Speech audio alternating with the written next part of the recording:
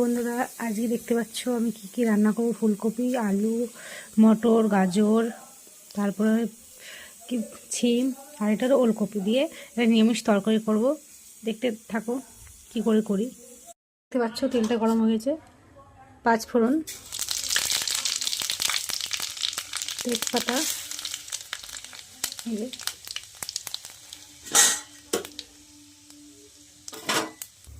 এটাকে নাড়াচাড়া করে দেবো।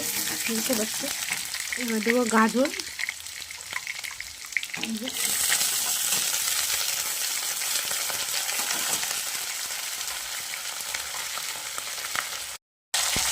এটাকে নাড়াচাড়া করে 2 মিনিট। এবার দেবো ফুলকপি দিয়ে,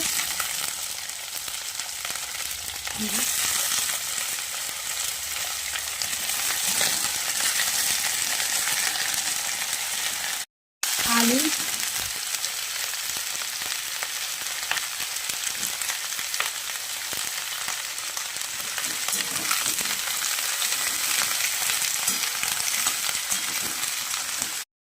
দেখতে পাচ্ছি এটা ভাজা ভাজা হয়ে গেছে। এবার চিনিগুলো দেবো, নাড়াচাড়া করে নেবো।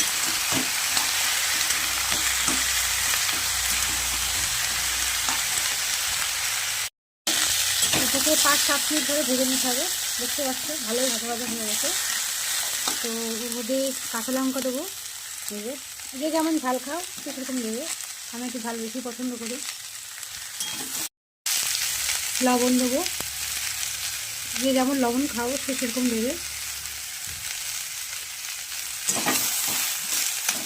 যে দেখতে পাচ্ছ কত সুন্দর লাল লাল করে ভেজে গেছে। আদা ঘষে দিয়েছি, আদাটা একটু এই টাইমে দিলে টেস্ট ভালো লাগে।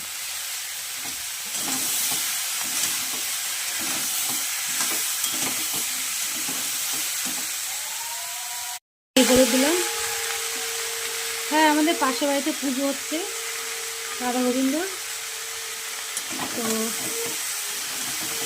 তারই আওয়াজ পাবে পাচ্ছে। শঙ্খ হলুদ দেখতে পাচ্ছি। এবার আমি কিছুটা কাঁচা টমেটো, শীতকালে যদি কাঁচা টমেটো না খেলাম তো খেলাম কি, তাই না? কাঁচা টমেটোর টেস্টটা আমার ভীষণই ভালো লাগে। দেবে, দিয়ে দেখবে একদিন, খেয়ে একবার খুলে দেখবো কেমন। বাহ, দেখতে সুন্দর লাগছে তো। নিজেই রান্না করছি, নিজেই প্রশংসা করছি। দেখতে পাচ্ছ টমেটোর জলে এগুলো সিদ্ধ হয়ে গেছে। এই যে একটা দেখিয়ে দিচ্ছি, কসুরি মেথি দিয়ে দিলাম একটু।